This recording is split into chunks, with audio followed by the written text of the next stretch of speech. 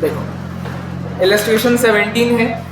सीधा एक बार देखो, इतना बड़ा क्वेश्चन होता है ना, सबसे पहले तो आपको नीचे देखना होता है कि पूछा क्या है। You are required to prepare what, you are required to calculate what, आपको देखो निकालना क्या है। तो लास्ट लाइन में देखो वही यहाँ लिखा होता है, लिखा है draw up a suitable statement. Last की 3 लाइन देखो तो लिखा है draw up a suitable statement. आपको एक स्टेटमेंट बनाना है, मतलब पर्टिकुलर अमाउंट, ऐसा आपको स्टेटमेंट बनाना है टू शो 2 चीज़। उसमें आपको 2 चीज़ें दिखानी है। पहला, total cost of material purchased, कि जो आपने मटेरियल परचेज किया है उसकी टोटल कॉस्ट क्या है। और दूसरा, unit cost of material issued to production. Unit cost का मतलब, हाँ, तो जो भी आपका टोटल कॉस्ट आएगा ए में, पॉइंट नंबर ए में जो भी टोटल कॉस्ट आएगा उसको यूनिट से डिवाइड कर देना, यूनिट कॉस्ट आ जाएगा, है ना। एक बार बताइए टेस्ट में ये क्वेश्चन। हाँ, देखो फिर से भूल जाते हो सर, वो भी तो क्या है 2 महीने द पर्टिकुलर 2 महीने में अपना नाम भूल गए हो। नाम नहीं भूलिएगा। The particulars relating to 1200 kg of a material. Question ये बता दिया कि आपको 1200 kg परचेज करना है। जो जो की पॉइंट्स का हमारे काम का है उसको मैं सामने लिखते जाऊंगा, है ना। क्वेश्चन तो अपन सामने ला नहीं सकते, बहुत बड़ा PDF है। जो इंपॉर्टेंट पॉइंट्स है वो मैं सामने लिखते जाऊंगा। 1200 kg हम परचेज करते हैं क्योंकि लिखा है the particulars relating to 1200 kg of a certain raw material purchase by a company during June were as follows. जून के महीने में हम 1200 kg मंगा रहे हैं, उसका ये सब डिटेल दिया हुआ है। लॉट प्राइसेस दिया हुआ है। लॉट मतलब वही होता है कि ऑर्डर, लॉट मतलब 1 ऑर्डर। तो अगर एक ऑर्डर में आप अप टू 1000 kg मंगाओगे तो 22 रुपये पर kg का आपको रेट पड़ेगा। अप टू 1000 यानी 0 से लेके 1000 के बीच में अगर आप मंगाते हो तो 1 kg का रेट कितना होगा, 22 रुपये लिखा हुआ है। और वहीं अगर आप क्वांटिटी को बढ़ा देते हो, यानी 1000 से 1500 तक मंगाते हो, तो देखो रेट कम हो गया, 22 की जगह 20 हो गया, 2 रुपये कम हो गया। सेम थर्ड इंटरवल में भी ऐसे ही बोला है कि अगर आप 1500 से 2000 के बीच मंगाते हो तो देखो रेट और कम हो गया, 18 हो गया। तीनों में से हम कौन सा मंगा रहे हैं, हम कितना मंगा रहे हैं, 1200। तो वो तीनों में से किस में फॉल करेगा, 20। बस बात खत्म। 22 और 18 को आपको देखना ही नहीं है। यानी आप 1200 kg परचेस कर रहे हो एट द रेट ₹20 पर kg। आपको 20 से मतलब है क्योंकि आप जो मंगा रहे हो वो 1000 से 1500 के बीच में 1200 मंगा रहे हो। अच्छा, सबसे बड़ी दिक्कत लोगों को यहाँ पे आती है, जो लोग टैक्स पढ़ने के बाद यहाँ पे आते हैं, टैक्स में स्लैब रेट चलता है ना, तो वहाँ पे कैसे सोचे, उसके हिसाब से लोग स्लैब रेट के हिसाब से सोचते हैं कि आप भाई मंगा रहे हो 1200 kg। अब क्वेश्चन बोलता है कि अप टू 1000 kg आपको कितना रेट मिलेगा था, 22। तो उसको आप 22 से मल्टीप्लाई करो, फिर बैलेंस आप कितना एक्स्ट्रा मंगा रहे हो, 200। और इसमें आपका 1200 है ना, मतलब 1000 से आगे आप 200 और मंगा रहे हो, मतलब ये सेकंड कैटेगरी 20 से मल्टीप्लाई किया जाएगा। लोग ऐसे करते हैं। मटेरियल में ऐसा कभी नहीं होता, मटेरियल का पूरी कॉस्ट में, मतलब मटेरियल तो कॉस्ट ही है ना एक टाइप की। यहाँ पे ऐसा कभी नहीं होता। कभी भी आप होलसेलर के पास जाते हो, बल्क में क्वांटिटी मंगाते हो, तो वो पूरी बल्क क्वांटिटी का एक सिंगल रेट रखता है या ऐसे स्लैब रेट लगाता है। बल्क क्वांटिटी सिंगल रेट होता है ना, तो सिंगल रेट यहाँ पे क्या रहेगा, 20। आपको स्लैब रेट के हिसाब से नहीं सोचना कि हम तो 1200 मंगा रहे हैं। जैसे टैक्स में ऐसे होता है ना, 0 से 2.5 लाख तक नील, फिर 2.5 लाख से 5 लाख 5%, 5 लाख से 10 लाख 20%। आप स्लैब रेट करते हो, बैलेंसिंग फिगर निकालते हो। वैसा बिल्कुल नहीं करना है, आपको कॉस्ट निकालनी है, ठीक है। स्लैब रेट रखो सिर्फ टैक्स में, यहाँ पे क्या है, सिंगल रेट रहेगा। आप 1200 मंगा रहे हो, 20, बात खत्म। ना 22 ना 18। आगे आओ, ट्रेड डिस्काउंट बोलता है 20%। तो आप लोग बताओ ट्रेड डिस्काउंट को, ठीक है 20% तो मैं निकाल लूंगा, वो मैं बताऊंगा 20% किसका। डिस्काउंट निकाल के प्लस करोगे माइनस करोगे, माइनस करोगे। कॉस्ट में डिस्काउंट हमेशा माइनस होता है ना। उसके बाद बोलता है एडिशनल, देखो एडिशनल चार्जेस फॉर कंटेनर। देखो मटेरियल मंगा रहे हो तो ऐसी बस मटेरियल थोड़ी मैं ट्रक में डालते जाऊंगा, कंटेनर में उसको रखा जाता है ताकि वो सेफ रहे, ट्रांसपोर्टेशन में डैमेज ना हो। ट्रांसपोर्टेशन का यानी कंटेनर का आपको अलग से पैसा देना है, 10 रुपये देना है। बोले सिर्फ 10 रुपये देना है क्या, नहीं, 10 रुपये है पर ड्रम, 1 ड्रम का 10 रुपये। तो ठीक है, आप बता दो कितने ड्रम मंगा रहे हो। आगे देखो क्वेश्चन एक चीज और लिखी हुई है, और बताओ कितने ड्रम मंगा रहे हो। 48, बहुत बढ़िया। तो 48 ड्रम के लिए कितना खर्चा लग जाएगा, 480। सवाल है कि 48 ड्रम कहाँ से आया, 48 दिया नहीं है कहीं क्वेश्चन में। 10 रुपये 25 kg ड्रम्स है ना। हाँ, 484। हाँ देखो क्वेश्चन में कैसा लिखा है, 10 रुपये पर ड्रम लिखा है, पर इसके जस्ट आगे क्या लिखा है, पर ड्रम ऑफ 25 kg, यानी 1 ड्रम अगर आप मंगाओगे, 1 ड्रम में 25 केजी का माल भरा जा सकता है, 25 केजी मात्र। आप कितना केजी मंगा रहे हो? 1200 केजी। तो मैं क्या करूँगा, 1200 केजी डिवाइडेड बाय 1 ड्रम में जो आएगा 25 केजी, तो मेरे को आएगा नंबर ऑफ ड्रम 48। समझ आ गए? देखो लिख के और रफ में बता देता हूँ। 1 ड्रम में इक्वल्स टू 25 केजी आ जाता है, तो x ड्रम में मेरे को नंबर ऑफ ड्रम निकालना है ना, तो x ड्रम में मैं कितना केजी मंगा रहा हूँ? 1200 केजी। मेरे को ये मालूम है 25 केजी 1 ड्रम में आएगा, क्वेश्चन में दिया हुआ है, तो हमको तो 1200 मंगाना है ना। 1200 केजी कितने ड्रम में आएगा? क्रॉस मल्टीप्लाई करोगे, तो क्रॉस मल्टीप्लाई करने का बेसिक फाइनल कंक्लूजन यही होगा ना, 1200 डिवाइड बाय 25, ये क्रॉस मल्टीप्लाई करके यही होगा। तो इससे x की वैल्यू आएगी, मतलब नंबर ऑफ ड्रम आ जाएगा 48। तो अब अगर हमको मालूम है कि उस 1 ड्रम को मंगाने की जो कॉस्ट है, ये तो मैंने केजी की बात की, 1 ड्रम में कितना केजी आएगा, पर अब मैं बता रहा हूँ कि 1 ड्रम में कितना रुपीस लगेगा, 10 रुपीस लगेगा। ठीक है, तो 48 ड्रम्स में कितना रुपीस लगेगा? मल्टीप्लाई, अब मल्टीप्लाई किया जाएगा। कब मल्टीप्लाई, कब डिवाइड, इसमें गलती बिल्कुल मत करना। ठीक है, नहीं समझ आ रहा है, क्रॉस मल्टीप्लाई करना, तो x रुपीस। अब इसको क्रॉस मल्टीप्लाई करोगे, x को 1 से मल्टीप्लाई करोगे तो x लगेगा, 48 को 10 से करोगे 480 आएगा। कब मल्टीप्लाई, कब डिवाइड, उसमें गलती मत करना। ये चीज़ क्लियर? 480 क्लियर? कैसे आया? ठीक है करण? देखो क्वेश्चन में क्या बोला है कि ये वाली लाइन पूरी यहाँ से यहाँ तक क्वेश्चन में दी हुई है, 10 रुपए का कॉस्ट लगता है आपको 1 ड्रम मंगाने में। तो ठीक है, कितने ड्रम मंगा रहे हो आप, वो निकालना पड़ेगा। तो वो भी दिया नहीं है, 48 ड्रम मंगा रहे हैं, वो हमने निकाला। कैसे निकाला? क्योंकि क्वेश्चन क्या आ गया, 10 रुपए पर ड्रम क्या आ गया, ये भी लिखा हुआ है कि 1 ड्रम में आपका 25 केजी आता है। तो हम क्या सिर्फ 25 केजी मंगा रहे हैं? नहीं, तो ऐसे समझो 25 केजी है मतलब 1 ड्रम, 50 केजी है तो 2 ड्रम, 75 ऐसे 25 के मल्टीपल में होगा ना, 75 केजी है तो 3 ड्रम। तो वैसे ही हम तो 1200 केजी मंगा रहे हैं, हम टोटल कितना मंगा रहे हैं? 1200 केजी। उसको मंगाने में कितने ड्रम आपको लगेंगे? वो 48 है। ठीक है, वो यहाँ से है, जब भी यहाँ से नहीं समझ आए क्रॉस मल्टीप्लाई में चले जाओ, एकदम बेसिक नॉलेज ये है। 1 ड्रम इक्वल्स टू 25 केजी का उसका कैपेसिटी है। हमको ड्रम निकालना है, तो उसके सामने मैं x लिख दूंगा, केजी हमको मालूम है, सबसे पहले तो नहीं मालूम था क्वेश्चन में कि 1200 केजी हम मंगा रहे हैं। ठीक है, अब उसको अगर मैं मल्टीप्लाई करता हूँ, देखो 1200 इंटू 1 1200 हो जाएगा, x इंटू 25 25x हो जाएगा, और फाइनली x भी निकालने के लिए मैं क्या कर दूंगा, 1200 को डिवाइडेड बाय 25, तो आपका x आएगा, मतलब नंबर ऑफ ड्रम्स आ जाएगा 48 ड्रम्स आप मंगा रहे हैं।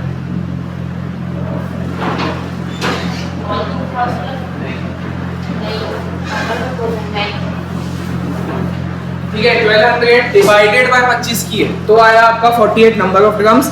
और 48 ये तो नंबर ऑफ ड्रम्स आया, तो उसके लिए आपको कॉस्ट भी निकालनी पड़ेगी, उसके लिए आप मल्टीप्लाई करोगे, क्योंकि आपको 1 का पता है, ज़्यादा का पता करना है, तो क्या करते हैं? मल्टीप्लाई करते हैं। आपको 1 ड्रम का मालूम है, पर ड्रम की जो कॉस्ट है वो 10 रुपीस है। ठीक है करण, ध्यान से, पूरा ध्यान सामने।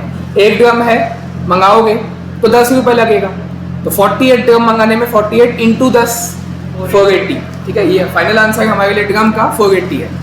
ठीक है, और आगे हम चलो, ये तो कॉस्ट ऑफ कंटेनर हुआ, ड्रम का हुआ, और आगे भी तो बहुत सारी चीज़ बाकी है।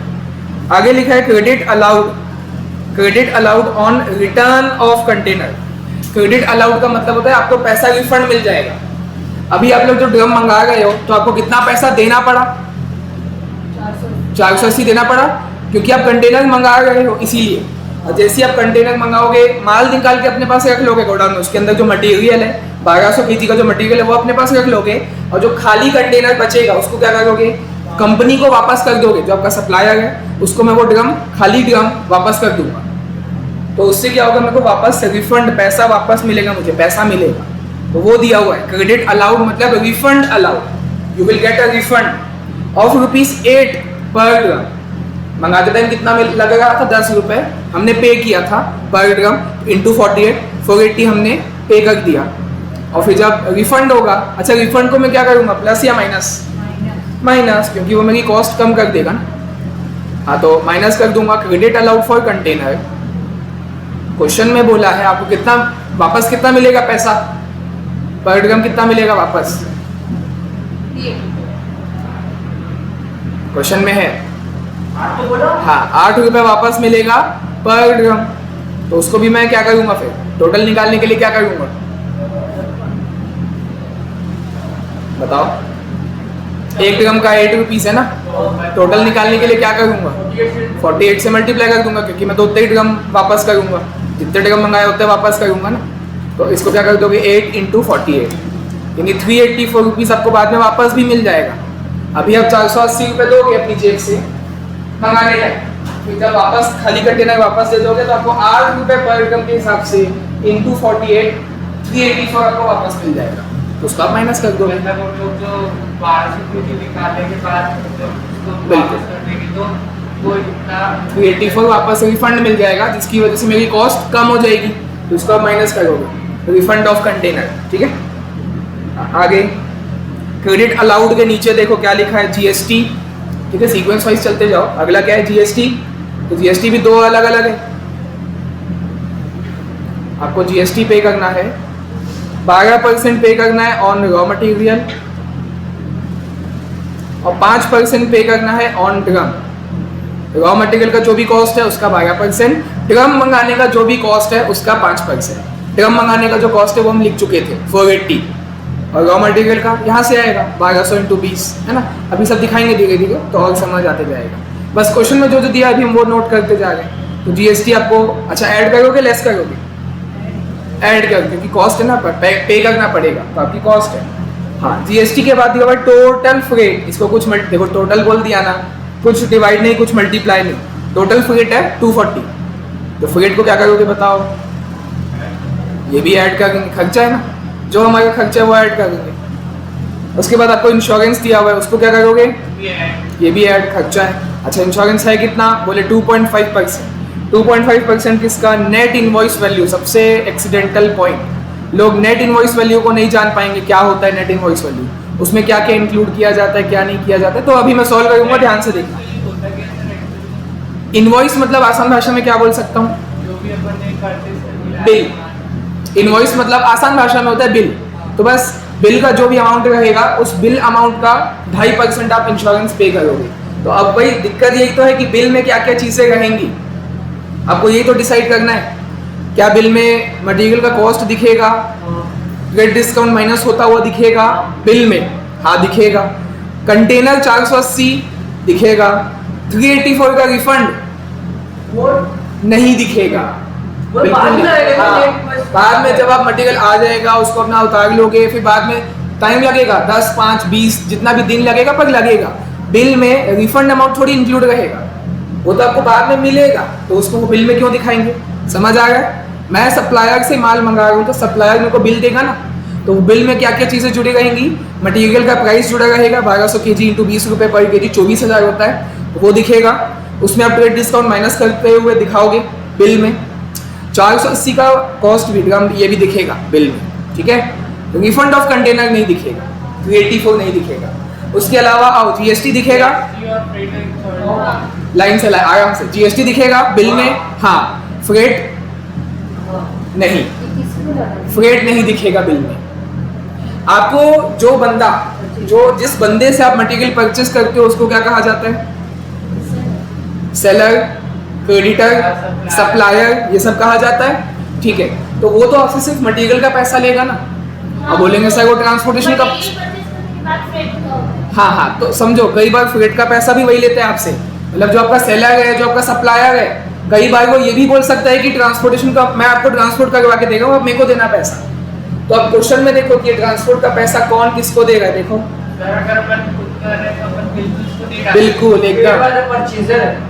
परचेसर कौन है, हम हैं, हम पे कर रहे हैं। बोले किसको, बोले पे तो आप ही को करना है ना, पर किसको, ऐसा नहीं लिखा है कि सप्लायर को, मतलब ये कोई थर्ड पार्टी है। ट्रांसपोर्टर जो गाड़ी चलाते हैं, ट्रांसपोर्ट जिनका काम होता है, आप पे कर रहे हो अपनी जेब से, आप ही पे करोगे, कोई और थोड़ी करेगा। थर्ड पार्टी को कर रहे तो उसके बिल में दिखाएगा कि हाँ, तो वो अलग बिल हो गया ना।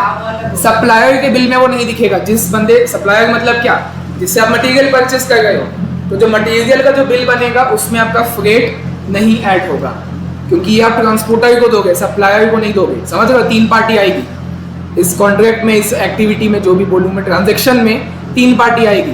परचेसर जो कि आप हो, हम हैं, परचेसर तो हम हैं, हम एक पार्टी हैं। जो हम परचेस कर रहे हैं किससे? सप्लायर से, है ना। सप्लायर बोलो, सेलर बोलो, क्रेडिटर बोलो, ठीक है। तो सप्लायर से परचेसर यानी आप तक सामान पहुंचाएगा कौन? Third party transporter. ट्रांसपोर्टर का काम रहेगा, वो अपनी गाड़ी निकालेगा, ट्रक निकालेगा, सप्लायर के पास जाएगा, वहां से माल लोड करेगा, फिर रास्ते में चलाते हुए आपके पास आके माल को अनलोड करवाएगा। आप पैसा उसको दोगे।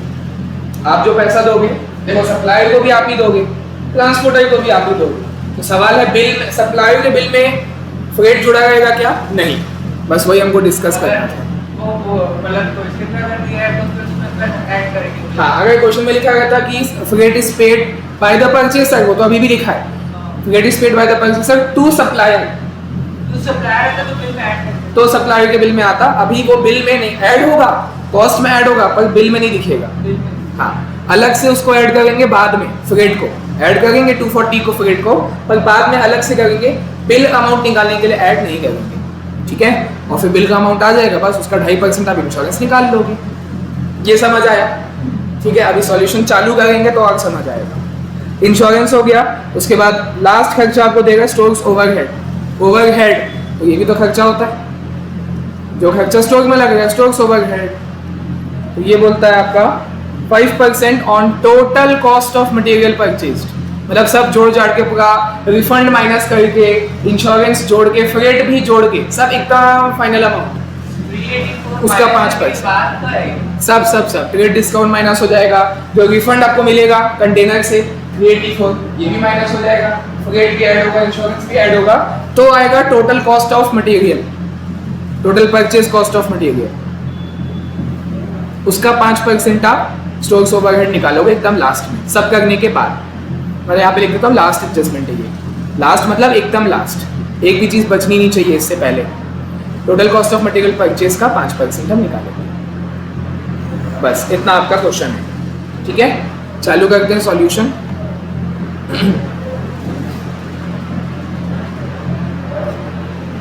पर्टिकुलर्स और अमाउंट।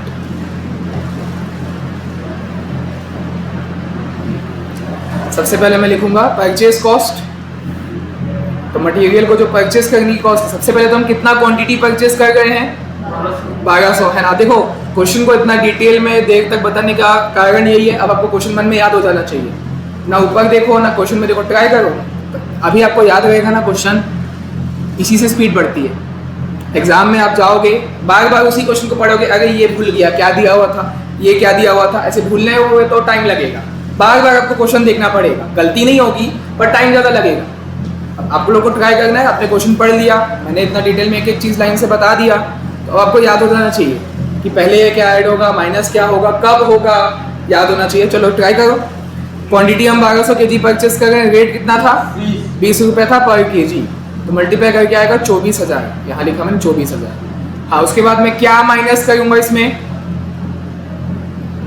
रेट डिस्काउंट माइनस करूँगा, है ना। ये आपका लिस्ट प्राइस है, जर्नल में करते होगे, purchase goods of list price 10,000, trade discount, cash discount दिया होता है, तो ये आपका लिस्ट प्राइस है, जो अकाउंट्स हम लोग करते हो जर्नल में। जैसे 24,000 लिस्ट प्राइस है, उसमें सबसे पहले ट्रेड डिस्काउंट ही माइनस होता है, जो कि है 20%। 20% किसका? 20 रुपये का 20% 4 रुपये होता है, 4 रुपये माइनस कर दूं, फिर से बोलो 16 कहाँ से?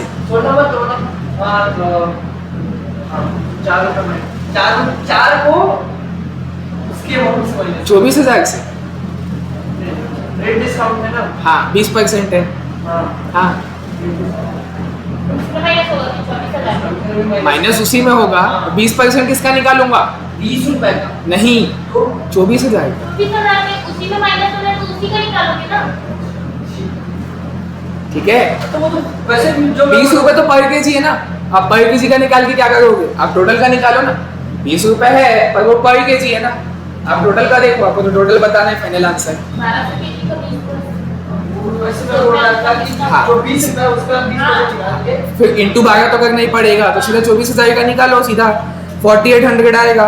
तो 4800 को माइनस करोगे, ब्रैकेट में होना चाहिए हाँ, अब जो आंसर आएगा ये आएगा आपका 19,200 नहीं, हाँ कितना आएगा 19,200। हाँ ठीक है, इसका कुछ नाम नहीं है, इसको कुछ कहने की ज़रूरत नहीं है क्योंकि अभी बहुत सारी चीज़ें बाकी हैं, एडलेस बहुत सारी चीज़ होगी, इसको कुछ नाम देने की ज़रूरत नहीं है। टिकट डिस्काउंट हो गया, इसके आगे क्या ऐड होगा, कॉस्ट ऑफ कंटेनर ऐड होगा जो कि हम निकाल के बैठे हैं 480।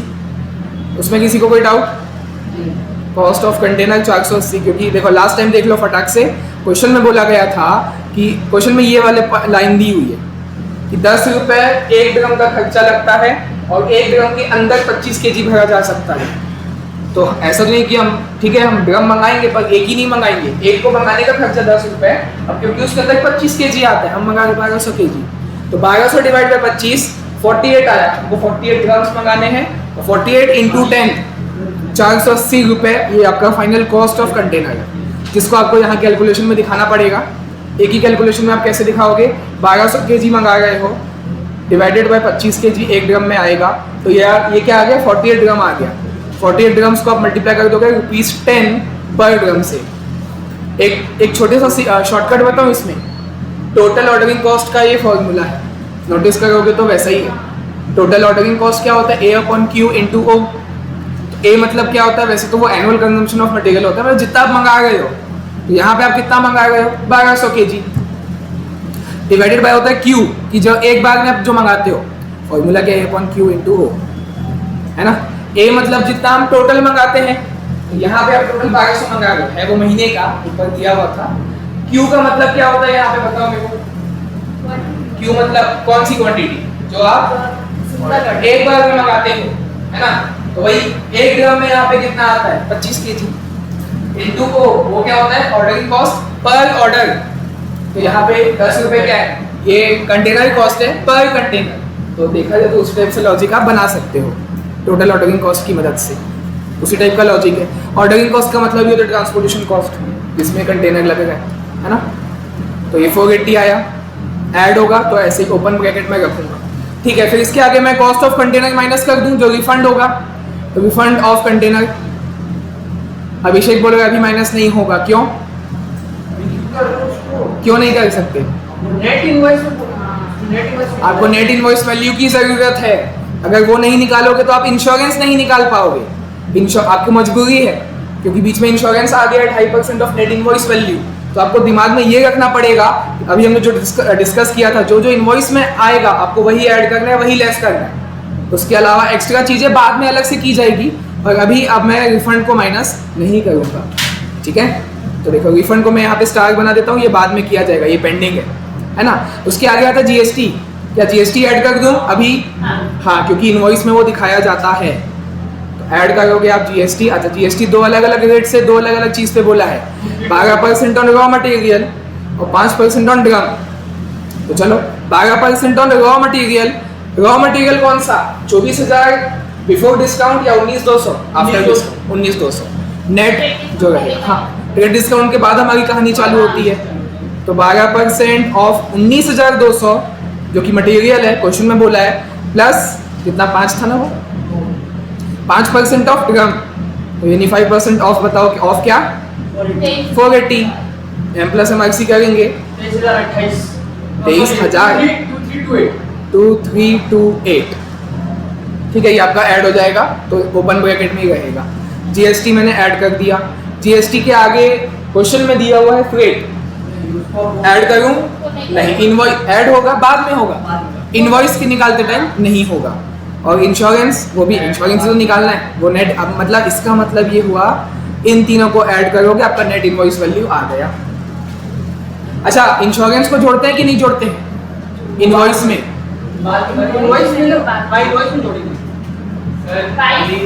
इशिका बोलोगे बाद में जोड़ेंगे, सुनो ये जो 19,200 प्लस 480 प्लस 2328 ये जो आया 22,008, इसको मैं क्या करूंगा, तो इंश्योरेंस आप जोड़े हो कि नहीं जोड़े हो, जोड़ना चाहिए कि नहीं, आप हाँ बोले थे ना, हाँ बोले थे अभी। देखो सुनो, यही नेट इनवॉइस वैल्यू है जिसमें इंश्योरेंस आप अभी निकालोगे, पर ऐसा भी तो हो सकता है निकाल के जोड़ेंगे, मतलब समझो इनवॉइस में आपका इंश्योरेंस नहीं जुड़ेगा, सेम लॉजिक, क्योंकि इंश्योरेंस आप सप्लायर को दोगे क्या? सप्लायर आपको इंश्योरेंस करवा के देगा क्या? बाय डिफॉल्ट नहीं, इंश्योरेंस कंपनी आपको इंश्योरेंस करवा के दे रही है, उसका बिल अलग बनेगा। ये सप्लायर का बिल है, सप्लायर जिससे आप माल खरीद रहे हो वो आपसे मटेरियल का पैसा लेगा 19,200, कंटेनर का पैसा लेगा 480 और इसका जीएसटी ये दोनों का मिला के जीएसटी, बस। इसके अलावा आपसे वो कोई पैसा नहीं ले सकता। ट्रांसपोर्टेशन का जो फ्रेट है वो आप अलग बंदे को दोगे, ट्रांसपोर्टर को दोगे, थर्ड पार्टी। इंश्योरेंस का पैसा है वो भी थर्ड पार्टी इंश्योरेंस कंपनी को दोगे आप। सप्लायर को हम खाली इतना पैसा देंगे, ये आपका नेट इनवॉइस वैल्यू है। अब आप इसके आगे जो ऐड करने लेस करने, अब कोई सीक्वेंस नहीं है, अब आपको छांटना नहीं पड़ेगा। अभी तक मैं छांट रहा था कि जो सप्लायर में आएगा वो आएगा। यहाँ तक सीक्वेंस जरूरी था क्योंकि मेरे को नेट इनवॉइस वैल्यू चाहिए था, just for the purpose of calculating insurance. अब एक बार नेट इनवॉइस वैल्यू आ गया, इसका 2.5% इंश्योरेंस निकाल के लिख दूंगा। अब कोई सीक्वेंस नहीं है। अब फ्रेट ऐड करो, वो आपका कंटेनर का जो रिफंड है 384 उसको माइनस करो, और क्या बचा था इंश्योरेंस, वो तो अभी ऐड करके देते हैं। अब कोई सीक्वेंस नहीं है। 2.5% हाँ इसी का 22,008, हाँ 585 कर देते हैं, या चलो लिख देते हैं 0.2 है ना, लिख देते हैं, ज़्यादा बेटर है। ऐड करिए इंश्योरेंस, और हाँ क्या लिखना चाहिए मेरे को ब्रैकेट में, 2.5% ऑफ 22,008 रुपीज़। और इसमें जो बाकी पेंडिंग था वो सब भी करते जाता हूँ, फ्रेट को ऐड कर देता हूँ, 240 सीधा दिया हुआ है, ठीक है। रिफंड ऑफ कंटेनर को माइनस कर देते हैं तुरंत अभी, रिफंड ऑफ कंटेनर 384 माइनस कर देंगे कि 8 रुपये बोला था पर ड्रम, और ड्रम तो होते ही है 48 इंटू 8 करोगे 384 माइनस कर दोगे 384, ये माइनस में रहेगा। हाँ कितना? 414.2। हाँ तो वो बाद में जुड़ेगा। स्टोर्स ओवरहेड किसका? 5% बोला है, 5% किसका? किसका? Total purchase cost of material, जो कि ये है। हाँ हाँ, पर समझो ए वाला पॉइंट आपका आ गया, आराम से हड़बड़ी मत करो। आपको ए वाला पूछा क्या था? ए वाला जो क्वेश्चन है पार्ट ए पूछा क्या है,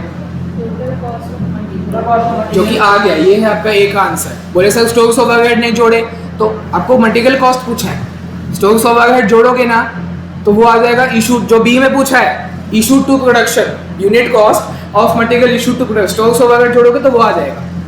आप लोग बताओ, जब आप मटेरियल को परचेज करते हो तो कहाँ पे रखते हो? स्टोर में रखते हो, और जब इशू करते हो तो कहाँ से करते हो? स्टोर से करते हो। तो जब आप स्टोर्स ओवरहेड जोड़ोगे मतलब वो कॉस्ट ऑफ इशू आ जाएगा, वो कॉस्ट ऑफ परचेस नहीं रहेगा। कॉस्ट ऑफ परचेस ये है, cost of purchase of material की जब आप माल खरीदे, मतलब इन्वेंट्री को प्रेजेंट लोकेशन और कंडीशन तक लाने का जो खर्चा है वो ये है, ठीक है। अब स्टोर्स ओवरहेड उसको रखने का खर्चा है, उसको होल्ड करने का खर्चा, कैरिंग कॉस्ट भी बोल सकते हो उसको, सी है वो। Cost of purchase of material, ये आपके ए पॉइंट का फाइनल आंसर है। हाँ ये फाइनल आंसर है पार्ट ए का। अब बी का फाइनल आंसर चाहिए तो आप इसमें आगे कंटिन्यू वो जोड़ोगे स्टोर्स ओवरहेड, ये आप बात लिख दो, ये ए का आंसर आ गया आपका, ठीक है। Cost of purchase of material बोला है, परचेस करते वक्त आपको स्टोर्स ओवरहेड देना होता है क्या? नहीं, आपको ए पॉइंट में पूछा है purchase of material, purchase cost of material, तो हाँ वो स्टोर करने का खर्चा है ना, वो परचेस करने का खर्चा नहीं है, तो अभी हमने स्टोर्स ओवरहेड नहीं जोड़ा है, तो इसीलिए तो ये purchase of material, purchase cost of material, क्योंकि उसमें स्टोर्स ओवरहेड नहीं जुड़ता। उसमें आप स्टोर्स ओवरहेड अगर जोड़ गए हो तो वो cost of issue of material आ जाएगा, जिस पे हम फैक्ट्री में इशू करते हैं ना, तो वो cost of issue of material आ जाएगा। जोड़ना तो है ही वैसे, क्योंकि बी पॉइंट हमको चाहिए, तो स्टोर्स ओवरहेड जोड़ेंगे ब्रैकेट में 5% ऑफ 22,414.2, हाँ कितना? 1120 1120.71 है, ठीक है जाएगा, हाँ ठीक है, 1120 सर इसको 1121 ले सकते हो, बिल्कुल ले सकते हो। का 5% नहीं, 21 लेना ज़्यादा बेटर है। हाँ ठीक है, उसमें फिर आप ऐड कर दोगे तो आया 23,535, ठीक है। तो इसको क्या कहोगे? ये है आपका, क्या बताया मैंने, cost of issue of material. Production को इशू करते हो क्या? मटेरियल को इशू करते हो। और क्या ये बी पॉइंट का फाइनल आंसर है? बोले नहीं, टोटल कॉस्ट है ना ये। बी पॉइंट बोला यूनिट कॉस्ट, तो डिवाइडेड बाय 1200 kg, बस डिवाइडेड बाय, यहाँ लिखूंगा टोटल यूनिट्स और यहाँ लिखूंगा 1200 kg, तो आपका फाइनल आंसर बी पॉइंट आ जाएगा, unit cost of 19.6 issue of material. मतलब 20 ले लो। नहीं, वो रहने दो वैसे, 6.25 हाँ वही रहने दो, उसको ऐसे कैसे रहने दो, ठीक है। ये पूरा क्वेश्चन हुआ। परचेज कॉस्ट बोलेगा तो ये, इशू कॉस्ट बोलेगा तो ये, और क्योंकि यूनिट कॉस्ट बोला तो मैंने उसको डिवाइड भी कर दिया, तो फाइनल आंसर ये। समझ आया? ठीक है, एक आराम से सोचना है बस, प्रैक्टिकली कॉस्ट कैसे पढ़ना है, वहाँ पे आप घुस जाओ। आप परचेज कर रहे हो ना, वहाँ पे आप खड़े हो, सप्लायर को क्या क्या दोगे, ट्रांसपोर्टर को क्या दोगे, फ्रेट अलग से आएगा, इंश्योरेंस कंपनी को इंश्योरेंस वो अलग से आएगा ना, वो इनवॉइस में नहीं जुड़ेगा। इनवॉइस में जो जुड़ा वो खाली 3 चीज़ था, देखो याद करके चलो साथ साथ। रॉ मटेरियल की cost after deducting trade discount, ये है cost of purchase of raw material. फिर सप्लायर को आप कंटेनर का पैसा दोगे और जीएसटी दोगे, बस इसके अलावा उसको कुछ नहीं दोगे। नेट इनवॉइस वैल्यू आया, हाँ उसमें आप 2.5% इंश्योरेंस लगाए, फ्रेट अलग से जोड़े, आपका तो खर्चा है, दोगे थर्ड पार्टी को, खर्चा तो है आपका अलग से, फिर रिफंड को माइनस किए, तो ये फाइनल खर्चा है, इसके अलावा कुछ नहीं बचा। परचेस कॉस्ट निकालने के लिए कुछ नहीं बचा। परचेस कॉस्ट आपका यही है, क्योंकि परचेस करते टाइम आपका स्टॉक ओवरहेड नहीं लगता, स्टॉक ओवरहेड उसको स्टोर करने के लिए लगता है बाद में अलग से, तो उसको ऐड करोगे तो वो इशू ऑफ मटेरियल बन जाएगा, cost of issue of material. वो हमको बी में पूछा है और भी यूनिट कॉस्ट पूछा, इसलिए डिवाइड भी कर दिया, तो खत्म आंसर। ठीक है,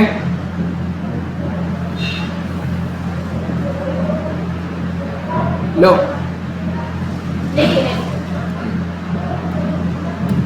अच्छे से भेज देता हूँ ना, रुको फोन में कहाँ ही अच्छी आएगी, ऐसा करना। ये आ गया, मैं भेज दूंगा। ठीक है 17, तो एक काम करो, मैं भेज रहा हूँ व्हाट्सएप में, आप लोग तुरंत चालू हो जाओ, कॉपी में इसको लिखो, और हाँ बिना देखे बुक भी बंद कर दो, ये भी नहीं दिखेगा अभी, ऐसे ही सॉल्व करो, ट्राई करो, पूरा तो समझ आया सामने।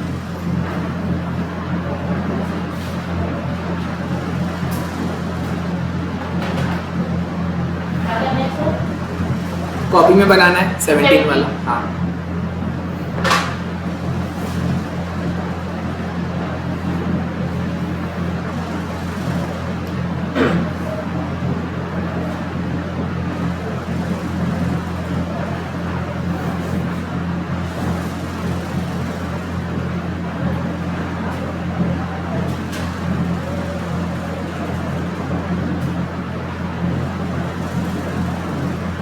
जमा आता है सर, इतना बड़ा क्वेश्चन। 7 मार्क्स। आप लोग की न्यू सिलेबस में एक खासियत है, हर क्वेश्चन 7 मार्क्स का आता है, हर क्वेश्चन 4 न कम न ज्यादा, 7 मतलब 7। सर ऐसे 4 डिवाइड भी तो करके दे सकते हैं। डिवाइड करके ही 7, जो क्वेश्चन आता है ना वैसे 14 मार्क्स का रहता है। क्वेश्चन 1 14 मार्क्स, उसमें ए पार्ट और बी पार्ट रहता है। Question 2 14, question 3 14 marks, question 4 14 marks, उसमें दो ही होता है, वो भी न कम न ज्यादा। हर क्वेश्चन में 2 पार्ट रहता है, A part B part, 7 marks each, तो 14 का वैसे होते जाएगा। 30 मार्क्स का आपका एमसीक्यू है, 30 मार्क्स का आप एमसीक्यू सॉल्व करोगे तो बचा कितना, 70 मार्क्स बचा। 70 मार्क्स का डिस्ट्रीब्यूशन कैसा है, 14 मार्क्स के आपको 5 क्वेश्चन करने हैं, और 14 मार्क्स बोलने का मतलब वो क्वेश्चन 1 14 मार्क्स का है, उसमें ए पार्ट 7 मार्क्स का, बी पार्ट भी 7 मार्क्स का, और 14 इंटू 5 करोगे तो आपका 70 मार्क्स हो जाएगा। और 5 मतलब वो वाला 5 हो गया ना, सब पार्ट को भी काउंट करूंगा तो 10 हो जाएगा उस हिसाब से।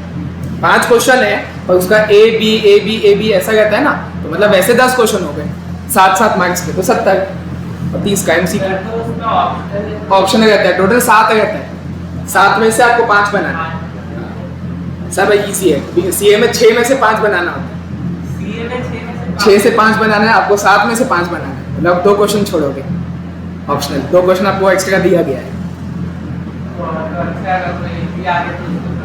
हाँ, और सीए में ये भी फिक्स है, जो छठवा जो ऑप्शन होता है वो हमेशा थ्योरी होता है, आपके में कुछ भी हो सकता है, थ्योरी ही रहता है। मतलब अगर आपको कोई प्रैक्टिकल छोड़ना है तो दूसरा प्रैक्टिकल ऑप्शन नहीं मिलेगा, वो थ्योरी का ऑप्शन है। आप लोग के हिसाब है, जो करना चाहो अभी कॉपी में सॉल्व करो चलिए पूरा। हाँ साथ साथ में आप सब बढ़िया। एमसीक्यू की प्रैक्टिस करनी पड़ेगी। करेंगे ना, स्कैनर में है ना बहुत सारे।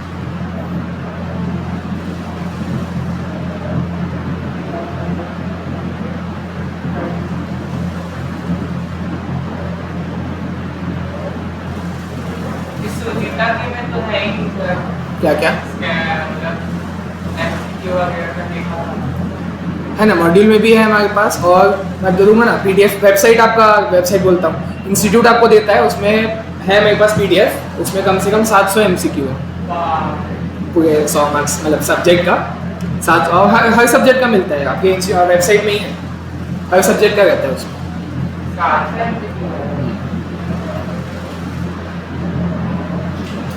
पता चल रहा है उसी से दे दिया।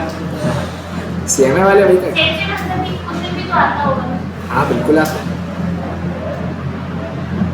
आप लोग एक बार सिलेबस खत्म होने दो ना, फिर आपको समझ आएगा कि मॉड्यूल में क्या क्या क्वेश्चन है, और फिर जब मैं आपको पास्ट ईयर क्वेश्चन दिखाऊंगा पूरा आप देखोगे ये तो पूरा सेम कॉपी पेस्ट कर दिया, अमाउंट तक चेंज नहीं होता है। जो मॉड्यूल का क्वेश्चन है एज इट इज छाप देते हैं कई बार।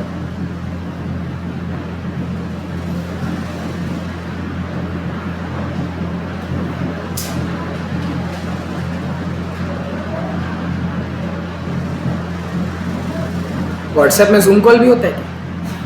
वीडियो पर ये तो जूम में होता है ऐसा। वो बंद सब हो गया चॉइस तो लेना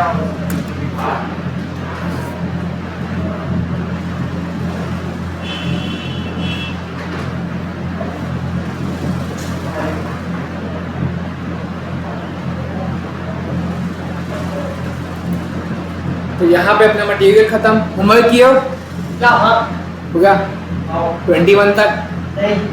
हाँ एक्चुअली हम लगी 20 था 21 था 20 हाँ, बस हो गया खत्म, फिर बचा ही नहीं कुछ।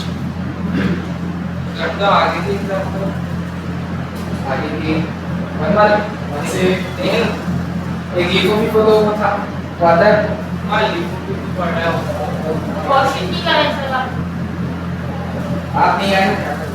पढ़ाई लिखी आप मैं नहीं लेके आ। नहीं आए उससे नहीं करेंगे। ठीक है मैं आने लगी करा दूंगा।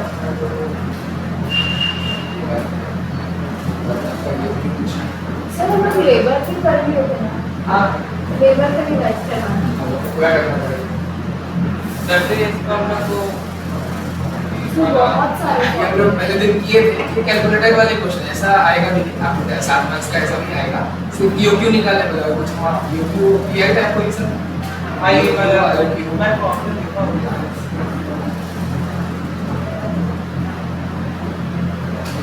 तो दिक्कत है कि पता नहीं।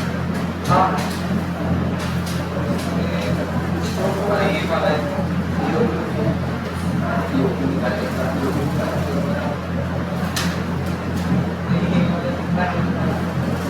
आते हैं।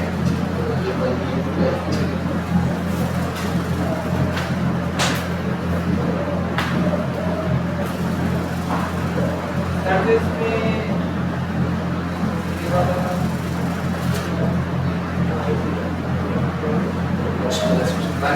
सिर्फ ईओक्यू निकालने का कुछ सेकंड में नहीं है। इसको तो कैरी को आगे और बढ़ाया यूनिट पर कोई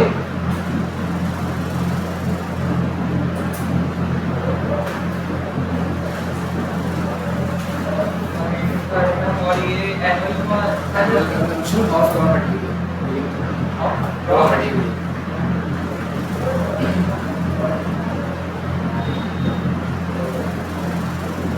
वन से लेके 4 तक ये मैक्सिमम स्टॉक फॉर्मूले है।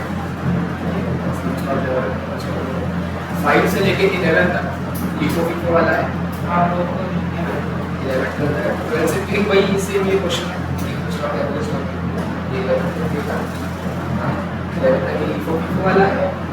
12 का आउटपुट करके से भी यार ये ऑर्डर ले रहा है मैक्सिमम स्टॉक 12 13 14 15 के सब ये लाइन से ये जब आप दो टॉपिक हो, एक आपका ये स्टॉक लेवल निकालने में लिखो फिको वाला, अब एक ये इकलौता एक क्वेश्चन ये था, ये अलग ही करता है, ये यूपी को है ना यूपी वाला है, अलग से ऐसा ये वाला ये वाला भी क्वेश्चन है। ये वाला क्या है सीधे सेटिस्फेक्शन के लिए और क्या करना, एक क्वेश्चन कॉपी में करना। हाँ, ये 17 हो गया ना, 1 से अब तक पे आज जाके 1 से चालू करना, ये जो आप अभी बताया